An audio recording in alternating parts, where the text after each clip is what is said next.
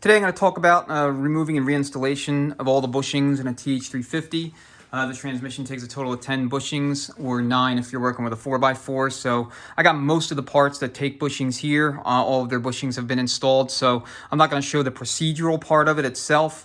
You can check out my bushing removal reinstallation video that I did on a TH400 if you want to see the actual process, and that covers pretty much anything that you would encounter when it comes to removing and reinstalling bushings, including honing them out if they're not quite a perfect fit, along with any other obstacles you may encounter and how to deal with them as you're going about it. But in this video, I'm going to talk just a little bit more about process in terms of like what you want to do, how you want to approach the removal and the reinstallation of certain bushings in this transmission, because they could be a little tricky, especially if you're doing it for the first time.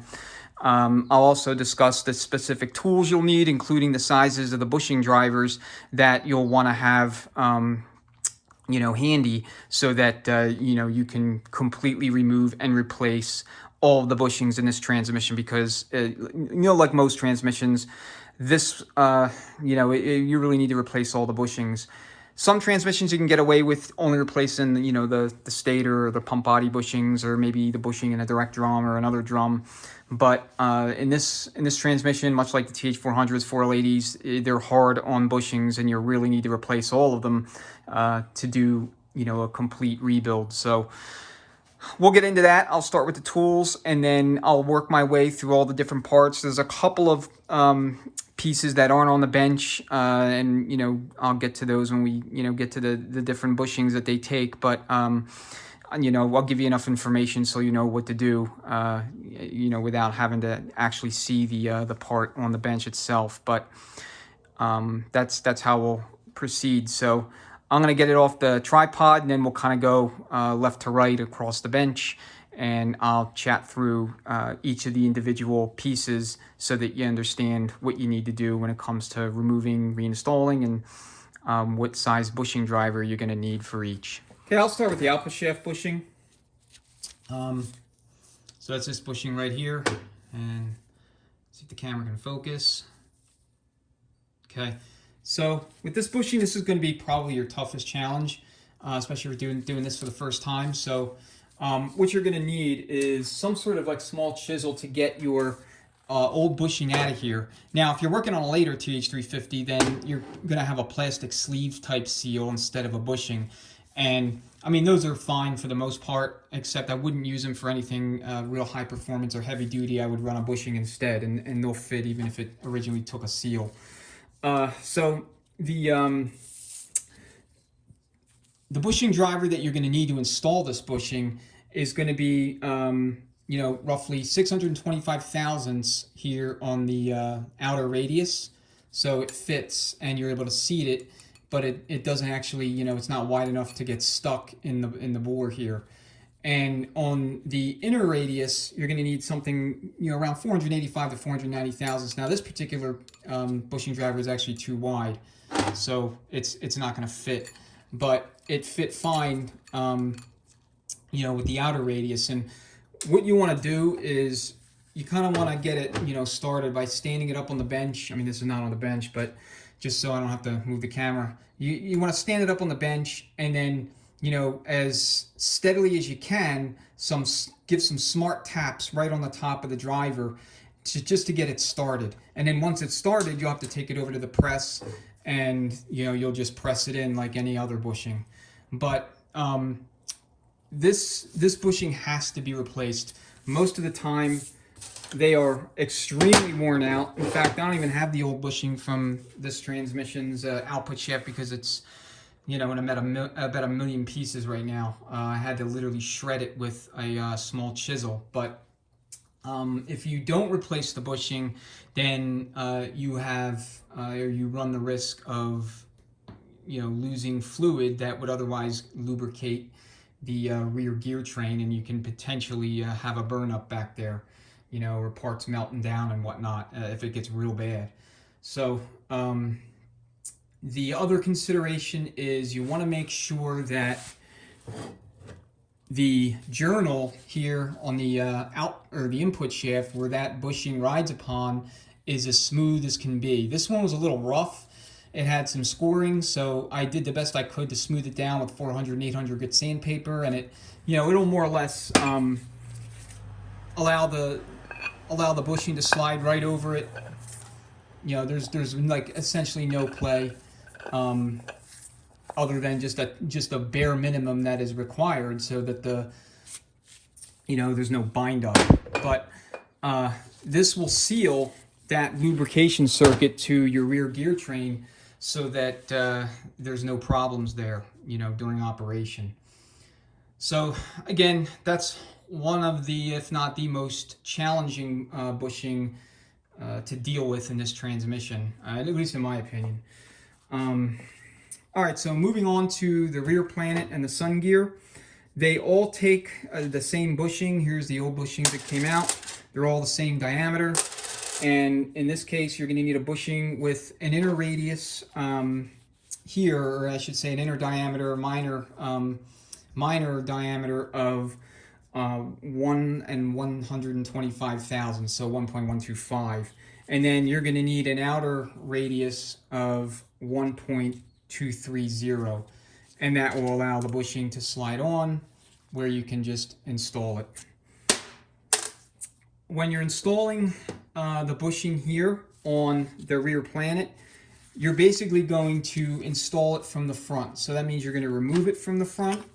When it's in the press, you're going to press it out in this direction, and then you're going to install the bushing in this direction as well. And what I like to do is I'll use some sort of press tooling here to support this area, because what I don't want to do is I don't want to have it rest here on the on the area where the pinions go. Just in the event I might break something or cause a problem there, I don't want to have that. I don't want to risk it. So that's just me. Maybe it's not that big of a deal, but just for my own peace of mind, when I have this in the and set up in the press, I'll have a fixture right here, a little piece of tooling, and that will support it when I'm pressing it out, pressing it in. Sun gear, so you're going to install the bushings right to flush here in the bevel, right at the very top, just below, at or slightly below flush, so that it'll ride nice and smooth where it needs to go. For the front ring gear, you're going to press in and out from this side here. This is the inside or front facing side of the ring gear. So for your bushing driver, you're going to need a driver that has an inner radius here, inner diameter I should say, of 1.735, so 1 and 735 thousandths of an inch. And then the outer diameter here, so it grabs the bushing, needs to be 1 and 860 thousandths, so 1.860. All right, so next one I'll talk about is the direct drum. You'll notice that we installed the wide bushing. This bushing is significantly wider than the bushing that comes from the factory. So here's the old bushing. You can kind of see, compare and contrast. And this bushing is heavily worn, and that's, every single one of these TH350s that I've done and that you'll do, if you work on these frequently, you will have an excessively worn direct drum bushing. This absolutely has to be replaced. No ifs, ands, or buts, and you must use the wide updated bushing. So with this bushing, you're actually gonna have to remove this from the underside using either a bushing cutter or a small drift punch. You can't really press it out per se, because this section here is a little bit wider, and it actually interferes with with the bushing. You can't get on it with a regular bushing driver. So it's not difficult. A few really well-placed firm taps, say going around 4 or 5 times, and it'll come right out. And then you just press it in from the top, pretty straightforward. All right, so the next bushing here is the pump body bushing. And let me tell you what bushing you'll need for that direct drum. So direct drum's going to need a bushing with an inner diameter of 2 and 45 thousandths, so 2.045, and then you'll need an outer diameter of 2.170. And that's that bushing, our bushing driver. So pump body bushing, I don't have the pump body. It's actually still at the machine shop getting worked over and getting fitted for a new set of gears. But pump body bushing, you need an inner radius or inner diameter bore here of 1.865 and an outer diameter of 1.981. And that size is fairly universal. It'll do a lot of different transmissions, you know, GM specifically, but that's what you need for the TH350. Next we have the case bushing. All right, now I'll film the installation of this bushing separate when we go to do the rebuild, but the case bushing requires a driver that has an inner diameter of 1.653 and 1.770 for an outer diameter. And again, that will do a lot of different GM transmissions, that one bushing driver. And by the way, don't worry about memorizing these or trying to, you know, scramble to write them down. I probably should have said that a little bit earlier, but I'll put a chart at the end of the video, as well as put all the sizes in the comments so that if you don't have time to watch the video or, you know, you just need the information, you can grab it there. Let's see. The next bushing that we'll discuss is the extension housing bushing for two-wheel drives. This is the short extension housing. So this one takes a bushing that'll need a driver of 1.490 on the inner side or the small side, and then the large side, that driver is 1.610. Okay, the last one I'll discuss is the stator. So the stator shaft takes 3 bushings. And the 2 rear bushings are the same size. The front bushing's a little bit smaller in diameter. So for the rear bushing, you're going to need a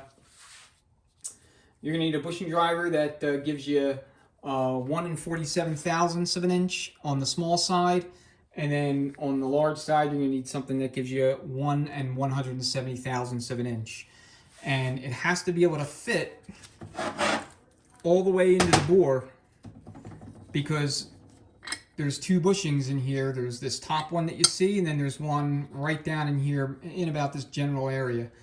So, as you can see it, so 2 new bushings installed, and then there's a passageway there, and I don't know if I'm going to catch that on camera.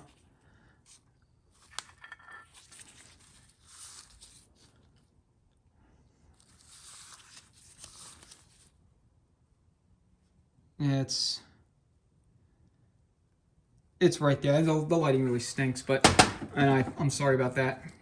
But it's there. And then the front bushing,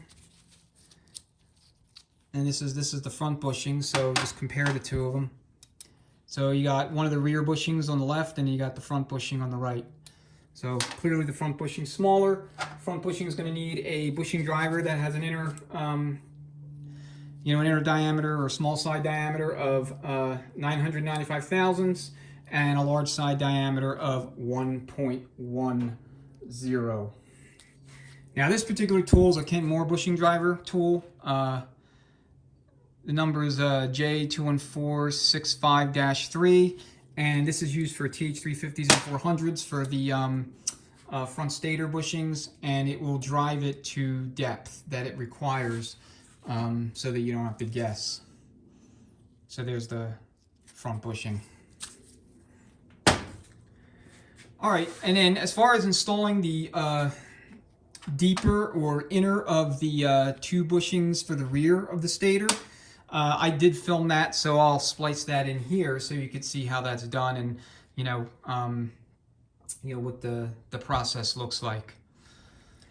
I have the stator set up in the press, and we're going to go ahead and install the rear stator shaft bushings, and we're going to start with the innermost bushing. So what you want to make sure you do is, as you're setting it up, you want to use a bushing driver that is capable of fitting, you know, through or down through the shaft in its entirety, so that you can get this inner bushing into its final location. The other thing you want to make sure you do is when you're setting the stator up, make sure that the passage, the little feed passage that you're going to use as an indexing point or a reference point to seat this bushing is visible to you, so that as you're pressing and checking, you can readily tell where you're at with respect to where you need to be. So we'll go ahead and we'll start, and then I'm going to basically seat this thing until this is maybe a little bit below flush, and that'll give me an understanding of how much further I need to go with it before it's where it needs to be. So let's go ahead and press it in, make sure it goes in nice and evenly, nice and smooth, no weird issues. And where it is right about now is where the rearmost bushing will probably end up, maybe a little bit further, and then we'll check it.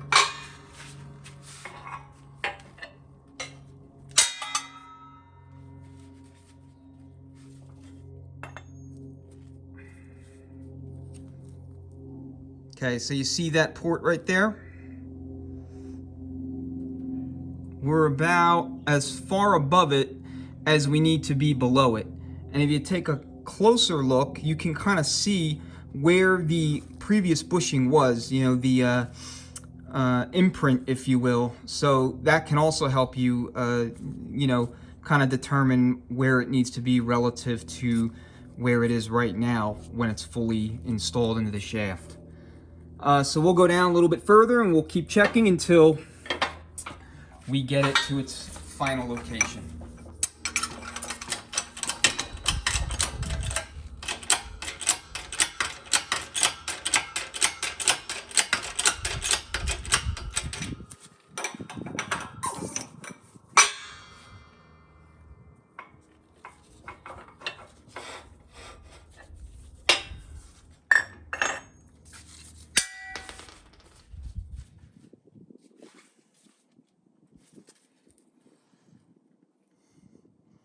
All right, we're getting there. Looks like we're right over the port, so probably have to travel about the same amount of distance that we already did, and then that should do it.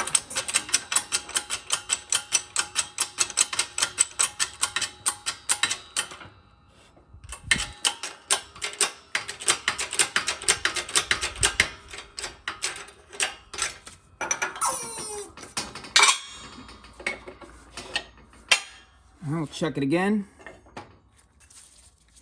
And this time I didn't drop the little bushing drivers. So as you can see, it's starting to appear. We probably have another 1/4 of an inch to 3/8 of an inch to go.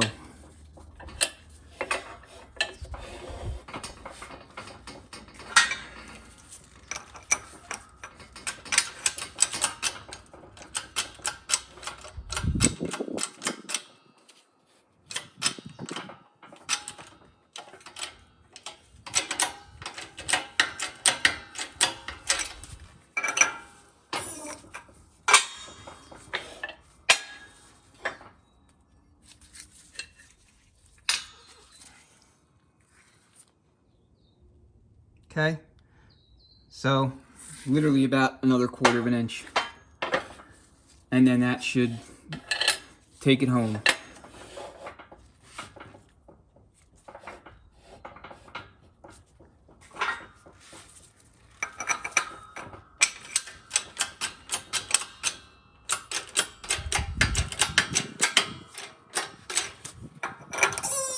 So I was like 3.5 strokes, so 3 full strokes, half stroke. Let's see where we're at. Yeah, that's actually just about perfect. It looks like it's ever so slightly below the the impression mark, if you will, that line where the previous bushing was. So that's fine. I'm happy with this location. So we're gonna basically press in the other bushing, and it's gonna sit right in here just below flush where you see that parting line there in the bevel, and that's it. So, and then the other one is just gonna sit about 1/4 of an inch below the top. So let's see if that'll focus, and as you can see, you have another impression, you know, indexing reference point. Sometimes you'll have that, sometimes you won't. It just depends. But generally speaking, the front bushing needs to be 1/4 of an inch, maybe 5/16 below the top of the stator. And then the other two just need to be where the previous bushings were, and you should be good to go if you can get them there.